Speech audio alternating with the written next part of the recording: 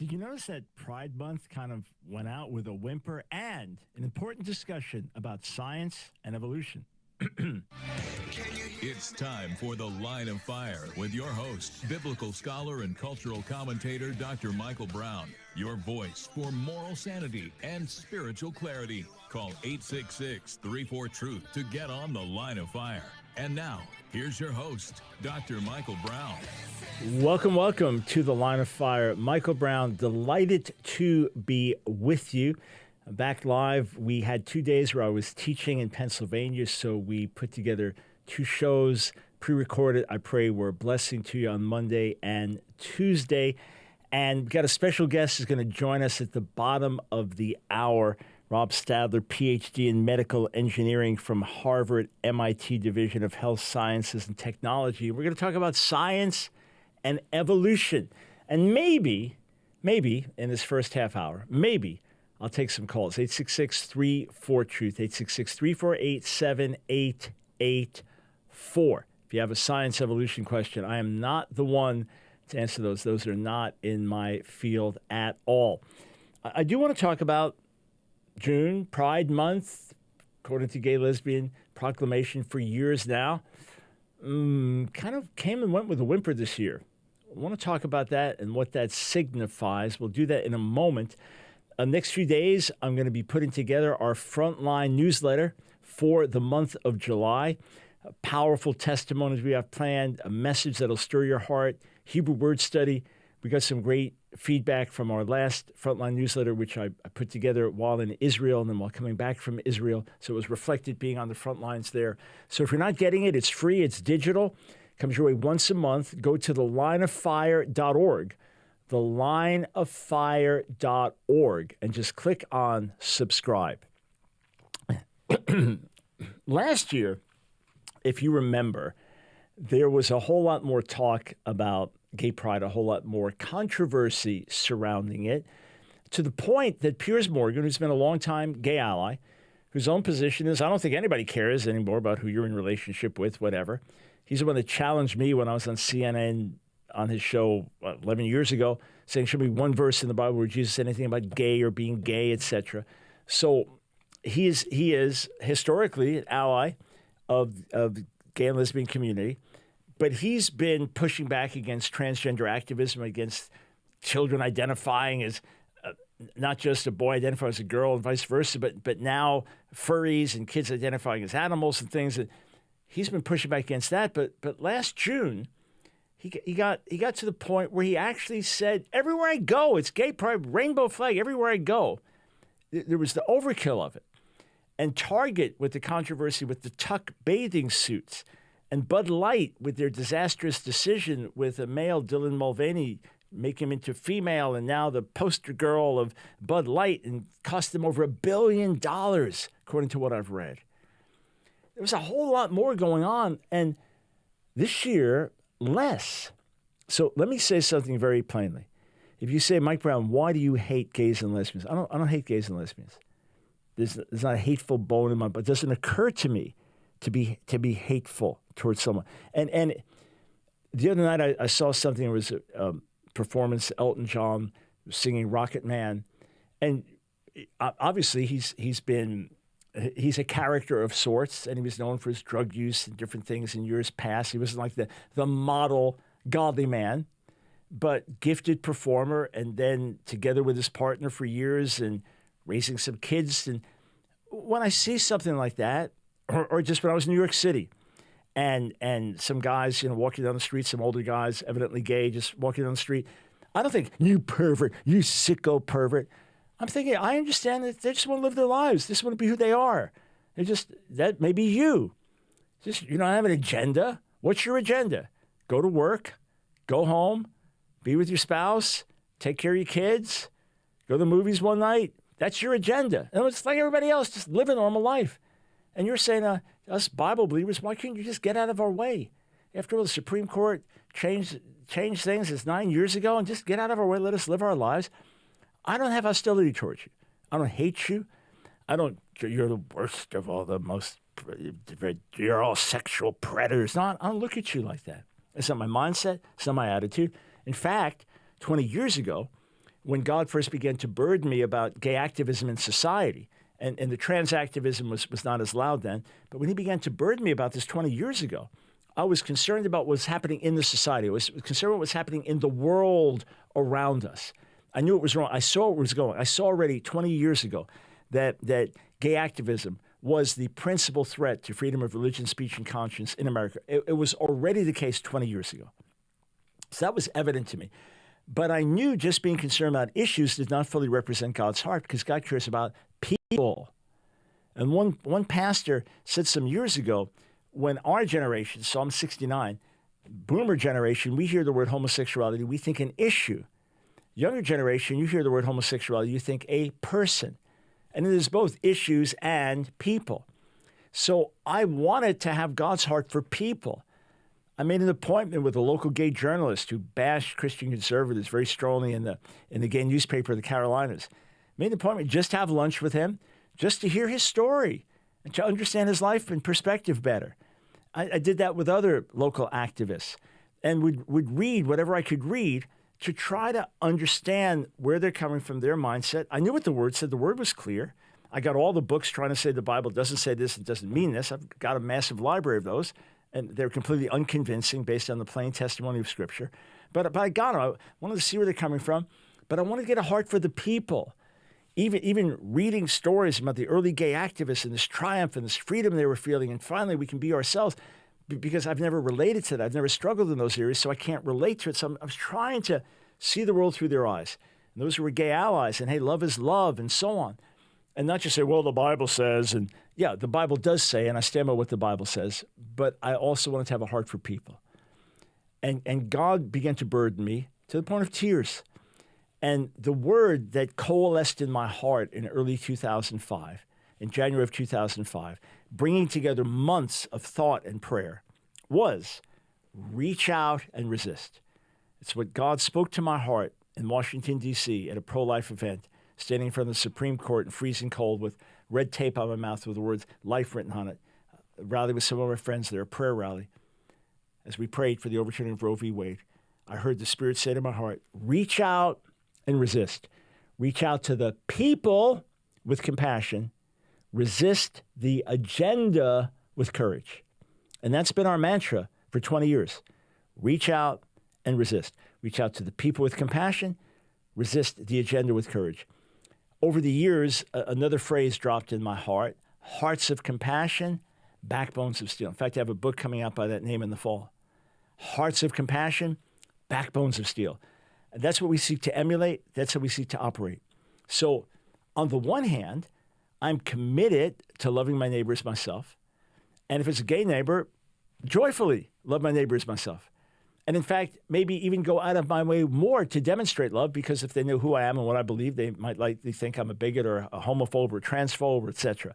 So all the more would I want to demonstrate love that represents the heart of the Lord, not condescending. Well, I'll be nice to you because you're some wicked sinner and I'm some saint. No, you're my neighbor.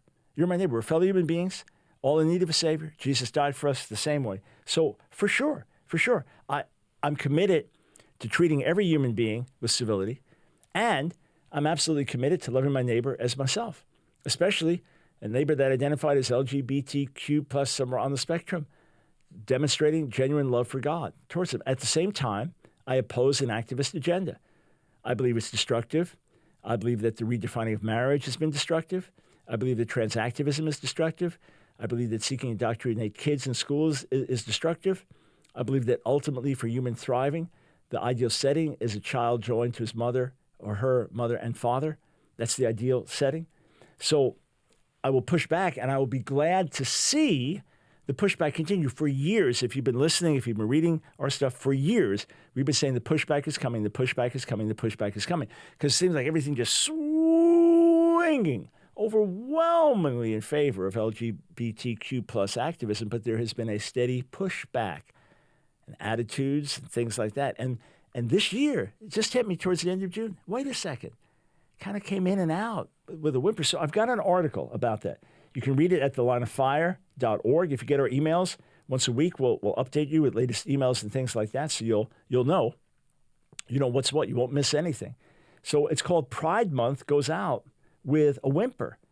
And again, last year, things were so intense. Piers Morgan is having a dialogue with a gay comedian on his show. And he says, have we gone rainbow crazy? Or is Pride Month more important than patriotism? and then in interacting with this gay comedian, he says, you're triggered by a rainbow flag. He said, I'm not triggered by a rainbow flag. I'm triggered by the fact that everywhere that I go for a month, everything has to be a rainbow flag. This is Piers Morgan a year ago. Podcaster Joe Rogan, world's biggest podcast. And obviously Joe Rogan, pot-smoking non-believer, right? So worldly guy, great insights on lots of things, but a worldly guy. So Target introduces this new line of swimwear, tuck swimwear, for men who identify as women because they have to tuck some stuff in if you're going to wear a ladies' bathing suit. So it's got some extra fabric. And they had it prominently in the stores. They had it for kids too. Oh, God help us. This is sick. May God help those who struggle on the inside to find wholeness from the inside out. But this stuff is sick. Joe Rogan. This is not evangelist so-and-so or pastor so-and-so or Bible teacher so-and-so. This is Joe Rogan. When I go to Target, I don't want to see, like, expletive, tuck pants. They're designed to help you tuck your expletive. Like, hey, that's not normal. This is Joe Rogan. And then who helped spark the boycott against Bud Light? Kid Rock. Kid Rock. Now, I'm not a follower of Kid Rock. I don't like I identify any of his music, just outside of the time when I was listening to music like that. But to the best of my knowledge, Kid Rock is not a born-again believer. Slight understatement, huh? So he puts out a video letting his gun doing the talking, then adding in his own choice profane words, saying, here's what I think about Bud Light. And he's got all these cases of it, shoots it as the beer comes pouring out. The boycott of Bud Light was so effective that at the end of the year, December of last year, he said Bud deserved a black eye, and they got one for the partnership with this trans gentleman, Dylan Mulvaney. But then added, he's over the boycott. So do I want to hold their head underwater and drown them because they made a mistake? No, I think they got the message. Hard not to get a message when it cost your company, according to what I've read, as much as $1.4 billion in losses. Well, businesses have changed. Target's changed. The pushback continues, friends. We'll be right back.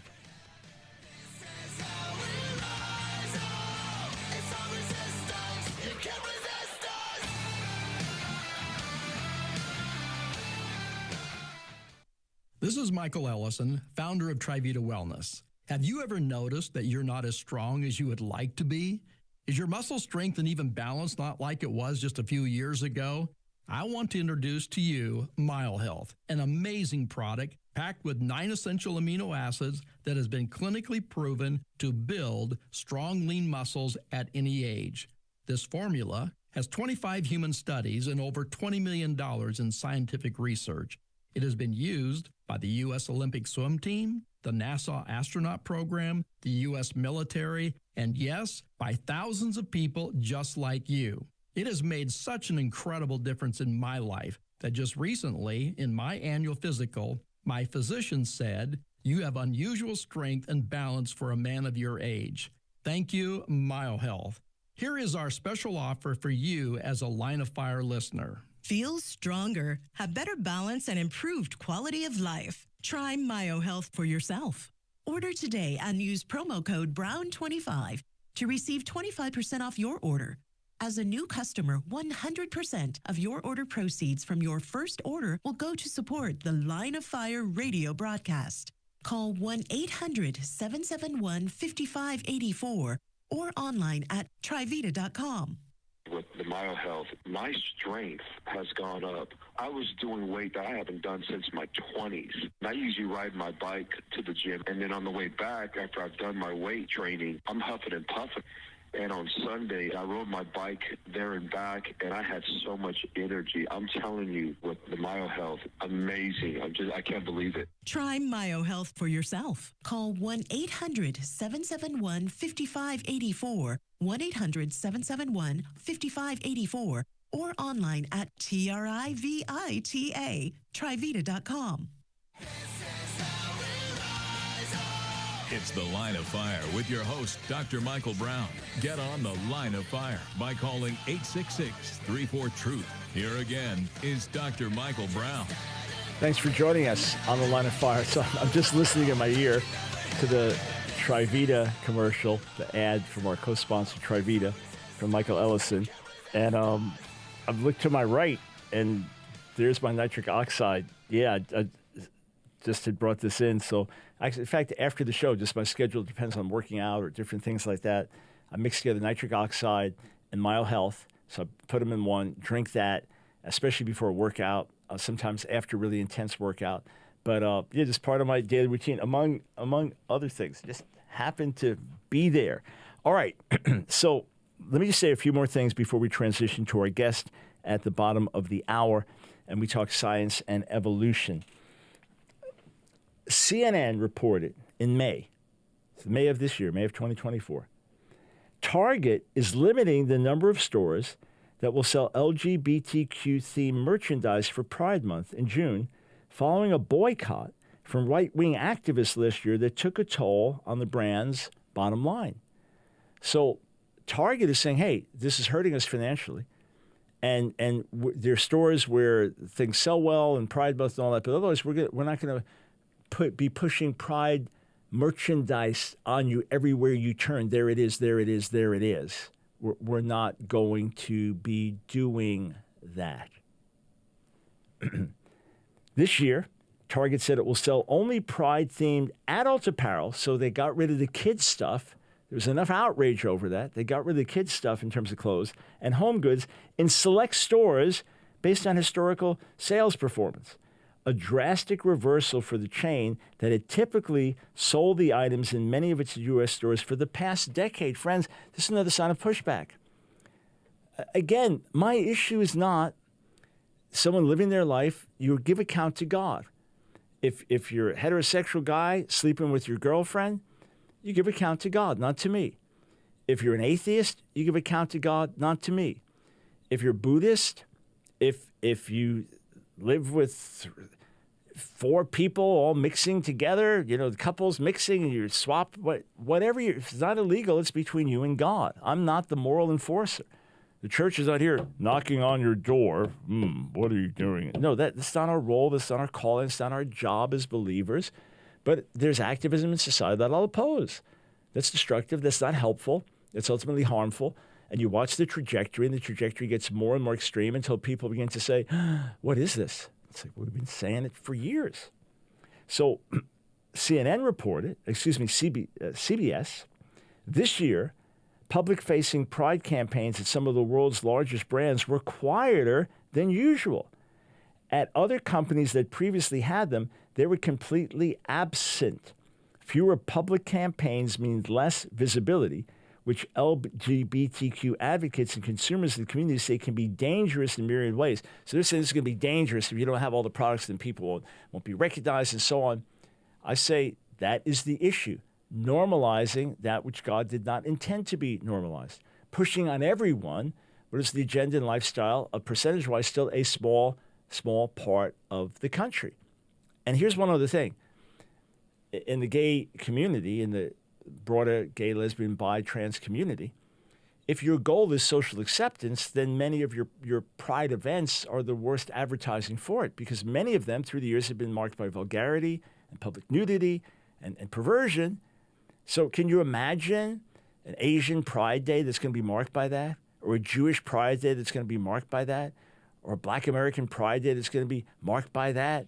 Or, some other group in America that's going to be marked by sexual displays? And no, of course not. So why is so demeaning and undermining? But many would just say it's the manifestation of the flesh that's there, the fleshly nature of the movement itself. Either way, I'm glad that this pushback is continuing. This year also, Harry Potter author, longtime gay ally, J.K. Rowling, she took on Scotland. J.K. Rowling took on the country of Scotland. So BBC reported in April this year, J.K. Rowling has challenged Scotland's new hate crime law in a series of social media posts, inviting police to arrest her if they believe she's committed an offense. So according to the law, this is hate speech law, a person commits an offense if they communicate material or behave in a manner that a reasonable person would consider to be threatening or abusive, with the intention of stirring up hatred based on their protected characteristics, which include transgender identity. In response, Rowling posted a series of comments on April 1st, all with pictures of men who identified as women, before explaining, "Only kidding. Obviously, the people mentioned in the above tweets aren't women at all, but men, every last one of them." And she continued, "In passing the Scottish Hate Crime Act, Scottish lawmakers seem to have placed higher value on the feelings of men performing their idea of femaleness, however misogynistically or opportunistically, than on the rights and freedoms of actual women and girls. The new legislation is wide open to abuse by activists who wish to silence those of us speaking out about the dangers of eliminating women's and girls' single-sex spaces, the nonsense made of crime data if violent sexual assaults committed by men are recorded as female crimes, the grotesque unfairness of allowing males to compete in female sports, the injustice of women's jobs, honors, and opportunities being taken by trans-identified men, and the reality and immutability of biological sex." Boy, what a great critique of trans activism. And what did the Scottish government do? Nothing. Nothing. And did they get floods of complaints? Not from what I read. Presidential debate took place. Of course, the whole talk was about the horrific performance of Joe Biden, how old he looked, etc. That's been the big talk. But something else, just a little side story. Prior to the debate, gay activists, LGBTQ plus activists, issued a warning stating, "This will be an enormous slight to our community if LGBTQ questions are not asked during this debate. Our community is deeply affected by where these candidates stand." Yet they were not asked a single question relative to LGBTQ plus concerns, although abortion came up a number of times. And this was noted by gay publications like the Washington Blade. So they're saying, we want this front and center, and the CNN moderators, who normally would gladly raise issues like that, whatever it was not front and center to them. People said, "You better ask," and they said, "No, not this time. We're not going to do that." And that was noted. And Martina Navratilova, whom I've often quoted in recent months and years, so herself an out and proud lesbian and one of the greatest tennis players of all time, one of the top female tennis players of all time, she has outspokenly said male bodies do not belong in women's sports. Hard to argue with that line. Male bodies do not belong in women's sports. She said, "I know I'm on the right side of history," when she called so-called trans women athletes cheats. So the pushback is continuing. And if you noticed, again, Pride Month kind of came and went without all the controversy of last year, with all the fanfare of last year. I'm sure there were gay pride events when I was in New York City for an event, was a little over a week ago. So still in June, just driving by one area and the pride flags, everywhere, just covering a whole city square. And yeah, I understand that, especially in a place like New York. But things continue to shift as more and more people say, enough already, enough already. Or like Piers Morgan said, "I'm triggered by everywhere I go, there's a rainbow flag. Everything has to be about Pride Month." And he was basically telling this gay comedian, don't you want to win people to your cause? Because the more you do this, the more you're going to turn them off. And polls in the last few years have even indicated a shift for the first time, standing with solidarity towards LGBTQ people causes going up, started to decline. It's not because people are getting hateful, not because they're bigots, mean-spirited, Nazis, KKK, vicious people. No, it's just because they've said enough already with this. And let us live our lives. We don't want our kids indoctrinated. We don't want 13-year-old girls having full mastectomies. We don't want this sports injustice. We don't want it. Okay, this everywhere we turn. Enough already. So I continue to love individuals, although they may call me hateful. That's fine. And I will oppose the agenda. And I will say, praise God, the pushback is continuing. We'll be right back with Rob Stadler.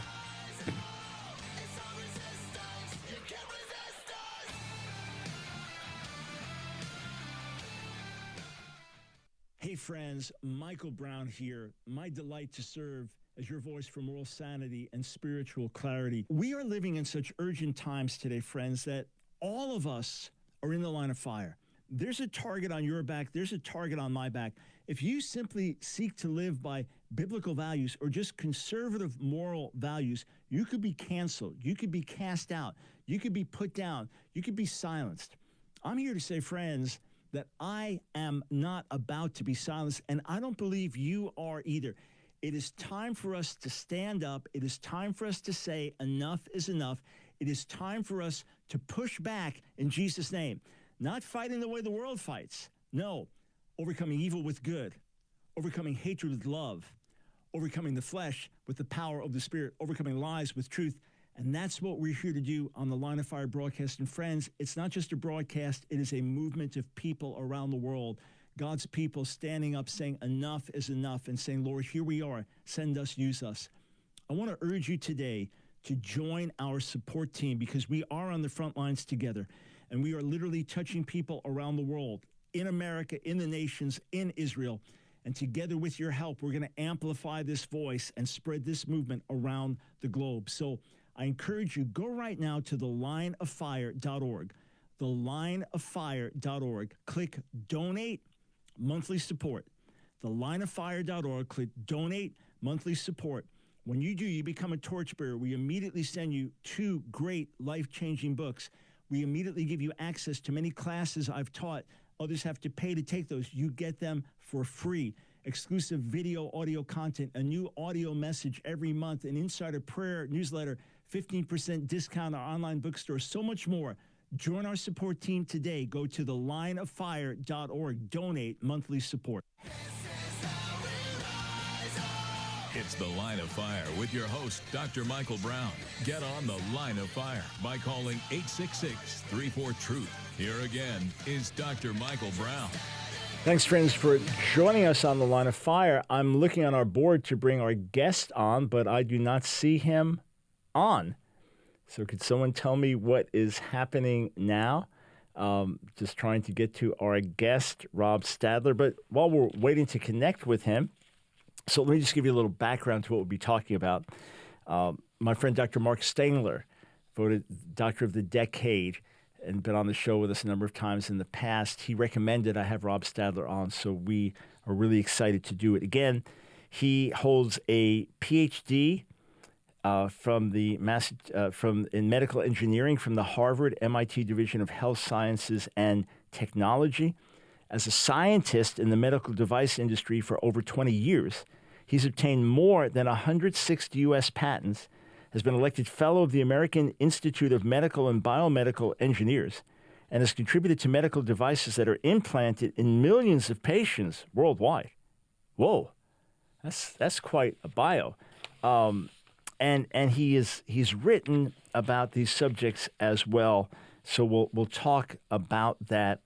Spontaneous generation of living organisms, life arising without progenitor or seed, was a common belief in the time of Aristotle. Over the next 2,000 years, support for spontaneous generation slowly retreated to its final stronghold, spontaneous formation of the first living organism. From recently acquired insights into the complexity of the simplest organisms, Tan and Stadler specify requirements for spontaneous formation of life and evaluate the prospects for natural processes to satisfy these requirements. The book is called The Stairway to Life. All right, we had him on the line and lost him. We'll get back to him in a moment, but I gotta talk to you just totally plainly. I mean, I'm reading that. I'm trying to understand even what I'm reading because I am not scientifically trained. I am not scientifically trained. So if you don't know my own story, this is why I don't do a lot of science apologetics. It's not my field. And that's why we don't get a lot of people asking me questions because it's not my field. That's why I don't debate scientists. That's why I don't debate atheists about evolution and things like that. It's not my field. Thankfully, there are people that have mastered these fields, that are brilliant, that are published, respected scholars in their field, and they can do a great job of answering questions. But just, here's my own story here for a moment. So when I was in high school, you don't learn serious science in elementary school, middle school. We called it junior high then. You don't learn a lot of serious science, and it's going to start to get more serious in high school and then in college, right? So when it started to get more serious in high school, I was doing drugs. I was smoking pot. I was using LSD. I was getting high every day. So I didn't pay any attention to these classes at all. I mean, literally, I don't remember science classes that I was in high school. And then in 11th grade, we went on strike. Just like these campus protests now, strike was in the late 60s, early 70s, this was. And we went on strike. We demanded all these rights. We didn't want formal classes. And remarkably, the school gave in to us. I was one of the ringleaders in the whole thing. Not the one who started it, but kind of helped provoke the thing and move it forward once it was going. And remarkably, the school gave in to our demands. And 11th to 12th grade now, everything shifted. And we have what was called safe school, student and faculty education. And it was going to be a learning experience for all of us. I had no formal classes I had to attend other than band and orchestra the last 2 years. I had, of course, no science classes because we picked and choose what we wanted. We had 60, 70 students with our own little program, and that was it. So that was in high school. So I had no serious science classes in high school. And then when I went to college, I didn't take a single science class in college. So that's why I bring on guests like Rob Stadler, because they know what they're talking about when it comes to science. So sorry it's been difficult to connect with you. Great to bring you on the air. Welcome to the Line of Fire. Well, thank you, Dr. Brown. It's great to be here. So just a question. In terms of as you studied over the years, before I get into some specifics, you're obviously studying in an environment where people are very naturalistic, where the idea of believing a biblical account is crazy to them, not even in their thinking, where religious belief is sometimes mocked. How were you able to maintain faith or develop faith in an atmosphere that gives you the idea the people who are religious people are all ignorant? How did you maintain intellectual soundness and faith at the same time? Well, that's a great question. It's a struggle, of course, but I would say that any Christian in any vocation, anywhere in life is going to face those kind of challenges, right? Where they're going to be picked on, pushed aside, laughed at, whatever it is. So I'm not so sure it's all that different than what anybody else faces, but I will say that in the science field, it is particularly difficult. It is hard. And I somehow was always given coworkers and friends and bosses who were also Christian, and that was very encouraging and certainly not common.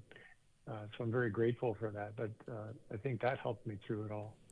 All right, so you were around other people who were smart, who were educated, and they believed what you believed.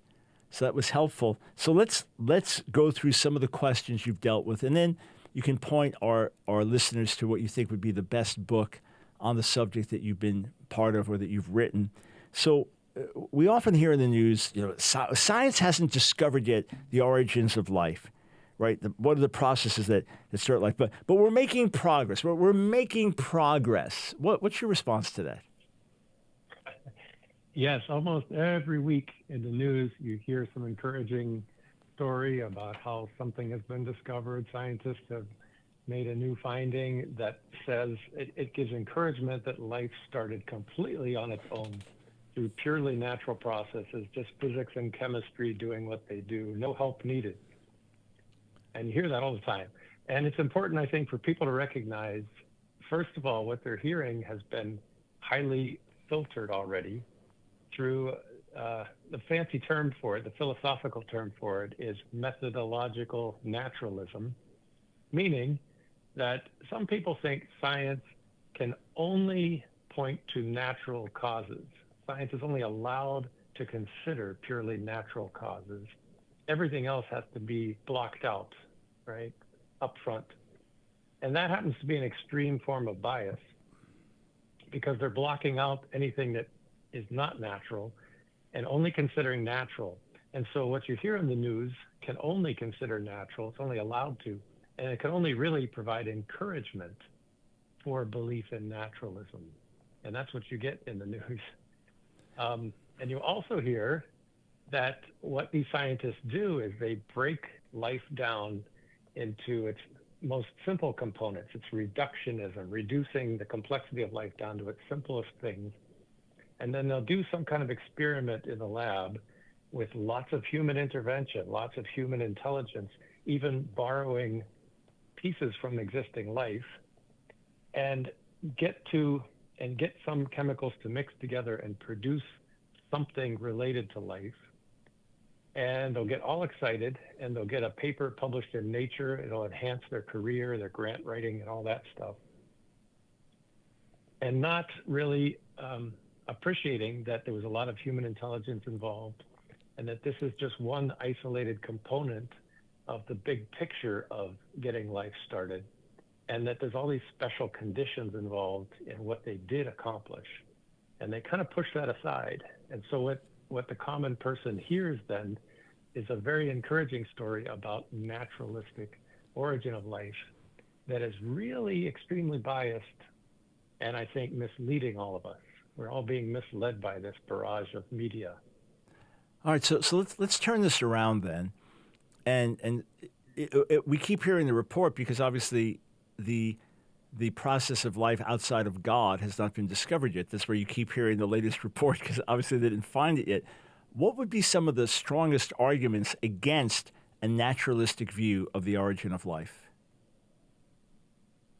Yeah, my book is full of that, and this series of videos on YouTube we've made are just full of that. So it's hard to pick the best, but I'll make a good effort at it here. I think one of the most compelling reasons why we know natural processes could not have started life is a simple word: information. That every living thing is packed full of information. And we all know from all of our life experiences that when we encounter information, like in a book, like in computer code, like in any kind of product you use, like your car is packed full of information, your computer, your telephone, all of that information, all of it without exception, comes from a mind, a creative mind. And when you take life, and even if you pick the simplest possible form of life, which is called a mycoplasma, it has more than a megabyte of information packed into this tiny little life that you can't even see. It's extremely complex, extremely organized. And where does that information come from is ultimately the question. And no one really has a compelling way of explaining the arrival of information from a purely natural process. Got it. That's just one. That's just one. Right. It's a pretty massive one. By the way, the book, I know you've got several, but the one that would tie in The Stairway to Life, An Origin of Life Reality Check, Rob Stadler. How do you pronounce your co-author's first name? Change. It is Change. Okay. Tan. Change Tan. So Chinese origin and Harvard trained. The Stairway to Life, An Origin of Life Reality Check, Change Tan, Tan, and Rob Stadler. Okay, back to you. Yeah. So another reason why we know that life couldn't have started through natural processes is that life is it's just replete with these chicken and egg scenarios. The fancy term for that is circular causality, meaning that you can't have B until you have A, but you also can't have A until you have B. Mm-hmm. Now humans can create chicken and egg type phenomenon. Like, we have cell phone towers that we build, and a cell phone tower has no value whatsoever unless you have a cell phone. And we also have cell phones, and the cell phones have no value until you have a cell phone tower, right, in the whole system. So humans can develop that whole system. I'll tell you what, hang on right there. We'll just take a quick break and continue this on the other side of the break. The book to check out, absolutely fascinating, The Stairway to Life, An Origin of Life Reality Check. The authors are Tan and Stadler.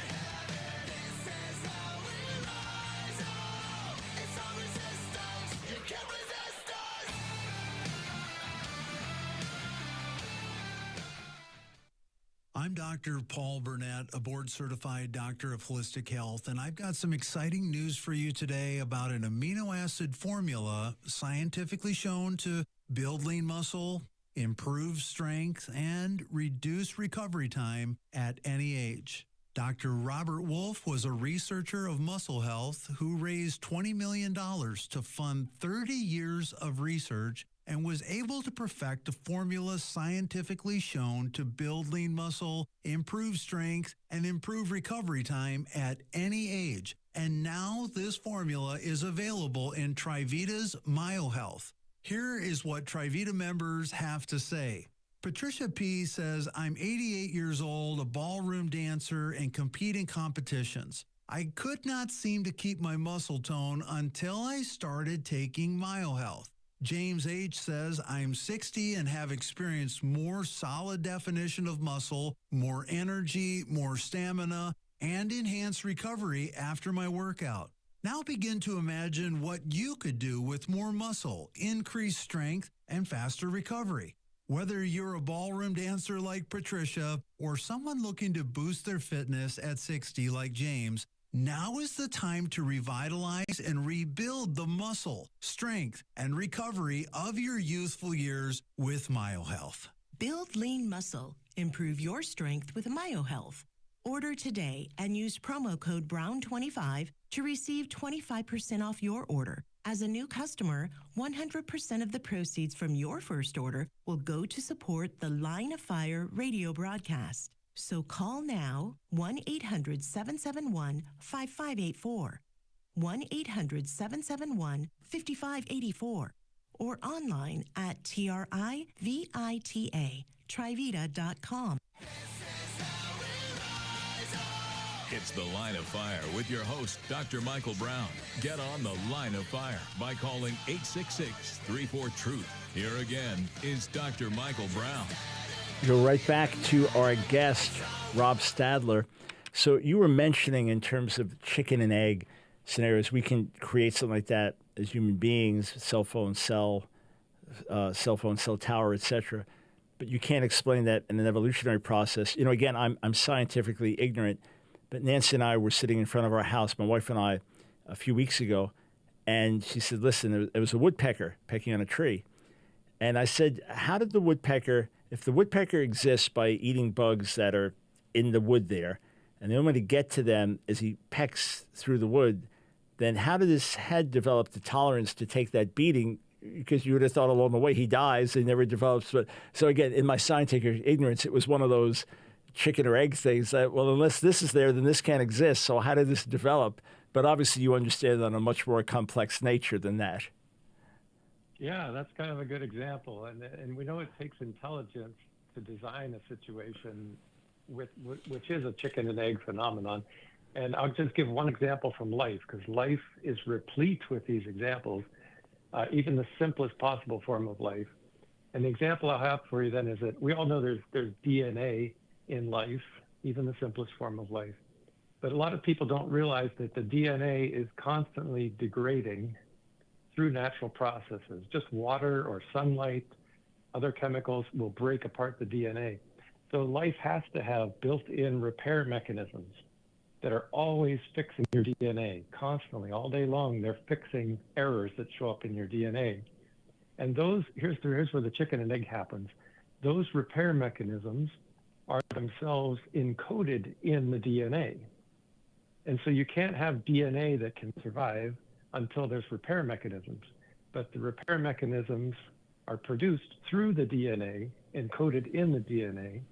And so you have a chicken and egg. Which one has to come first? Got it. So when you just look at this, the only explanation is God. So isn't that then the standard God of the gaps? Okay, so we don't have a better explanation. You come up with God of the gaps. So you created God to fill in the gaps. We just need more scientific time to discover. You're saying it's not a matter of discovery. It simply doesn't work. Correct? That it's not a matter of we'll be able to discover this. No, the thing doesn't work. Something has to produce information, or something has to start the cycle outside of the thing itself. But you've obviously endlessly heard the God of the gaps objection. What's your simple way of responding to it? Yeah, that's probably the most common objection I get is basically saying out of ignorance, we don't know what did this and therefore God did it. And that's exactly not what we're trying to say here. That's not my argument. My argument is more from we know enough to know better. We are smart enough, we've learned enough science, we know how physics and chemistry work. We know enough to say, hey, this could not have happened through a natural process. And so it's the opposite of the God of the gaps. It's based on what we know and what we don't, rather than what we don't know. All right, so what we know points us in this direction. What we know is evidence for God, as opposed to, well, we'll just come up with like this heavenly unicorn that does miracles because we have to fill in the gaps. No, the evidence tells us there must be X, Y, Z. Is there any other area in science, Rob, where there's such irrationality? In other words, the idea that nothing created everything, or that the intelligence of DNA. So at the moment that the sperm and the egg come together, and you and a human being, at the moment of conception, that the DNA code is there, and then that DNA code is in every one of the, how many cells are human being, trillions of cells, whatever it is. Yeah. Is there any other area of science outside of those that intersect with faith that gets such an irrational response, such an unscientific response? And to have that such an unscientific response be accepted and propagated, and that's the key. But honestly, no, I cannot think of any other field of science where this happens. And I believe it comes, from starting with atheism. If people start with atheism or focus on naturalism, I think it'll always lead them to kind of a foolish conclusion. And that's why this is kind of a unique area. Another thing that happens here in this field is extrapolation. You'll see something like Richard Dawkins will say, hey, look, if dogs, we know that dogs have come from wolves, and that's just over the past couple of 100 years. And you look at all the variety of dogs, from the poodle to the Great Dane to the Chihuahua. If you could just imagine that another 1,000,000 years, what these dogs will become, that's evolution. And what a great testimony to evolution, he would say. Well, what he's doing there is asking you to extrapolate 1,000,000-fold over the data that we've actually observed, which is the last couple of 100 years. He wants you to extrapolate that 1,000,000-fold. And nowhere else in science is that kind of extrapolation allowed. It's usually laughed at. If you can't actually observe something, you can't just extrapolate your way through it. Let me give you an example. If you saw a car and you're watching this car and it's at a stop sign, and the car begins to accelerate, right? You see it accelerating 5 miles per hour, 10 miles per hour, and then it goes over a hill and you can't see it anymore. And then you look at your friend and say, hey, you know what? In 1 hour, that car is going to be going 12,000 miles per hour because it just keeps accelerating, right? Mm. That's an extrapolation that we all know is absurd. But yet scientists here in the field of evolution are allowed to do that and getting away with it. Yeah, very, very interesting. So let me just state this once more then. It is your conviction as a scientist yourself and working with other top-notch scientists, so not obscurantists, people here, you've got 160 plus patents. You work with people who have peer-reviewed academic studies published, so they're respected in their field. They're trained at the most respected institutions. That it's your conviction that if this was any other area and this kind of evidence was being presented, if you were not positing a God figure, but some other conclusion, that if it was not a faith conclusion, that the evidence overwhelmingly points towards what you're saying. And that in any other area of science, people would say, oh, yeah, that's a slam dunk. That's clear. This is the only logical thing. But this gets resistance specifically because the system is founded on atheism. Yep, I would agree with that. Maybe to enhance what you said, though, that the position of naturalism or atheism is also a faith-based position. Mm-hmm. But it is kind of by definition, it's the only allowed secular viewpoint, right? It's the only worldview that's allowed. Everything else will be scoffed at, right? Not tolerated. And it's this particular field that calls that out. I think the rest of science is actually free to pursue the truth. But in this area, you just can't. You're not allowed to. Right. Even the stifling of publications in respected journals that expose Darwinian naturalism, those get suppressed. I think why? If it's scientifically done, it's rigorous, why not challenge the system? Obviously, there's a lot hanging on the system. One other thing that we often hear about are organic molecules, where they're being discovered in outer space. Maybe that points to the beginning of life in other places. So it's not so unique what happened on the Earth. How do you respond to that? Yeah, and that's often used to encourage people to think that life started on its own. You'll hear it in the news that there's been water discovered on some planet, or some organic molecules, maybe a little sugar molecule, or even an amino acid or something small like that. And that's used to get people excited. Or you've also probably heard that meteors have come and landed here on Earth. Mm-hmm. There's a famous one called the Murchison meteorite that landed in Australia. And they took that thing apart, broke it open, and they actually found little organic chemicals like amino acids in there. And they say, aha, this proves that natural processes without any human intervention can produce these basic building blocks of life. And the response to that is, yes, natural processes can produce things like amino acids. And that's kind of like producing bricks, if you will, but producing bricks doesn't mean that you've produced a house. It's just a brick. And the second part of that is that they also admit that inside this meteorite, not only did they find these amino acids that are found in life, but they found millions of other molecular structures that are not found in life, or even could be toxic to life. And so the few amino acids they found are hopelessly mixed up with all this other garbage. And natural processes have no way of pulling out the good stuff and pushing away the bad stuff. It's kind of like me saying, you know, if you were to look inside dog poo, you pick up some dog poo, you look inside, you probably would find some sugar molecules, individual sugar molecules or flour molecules that haven't been digested. But that doesn't mean you can use it to make a birthday cake. Mm. A birthday cake needs very pure ingredients. And unfortunately, they're taking this meteorite and saying this is evidence that life could have started, but it's actually contra evidence that life could never have started from these natural processes.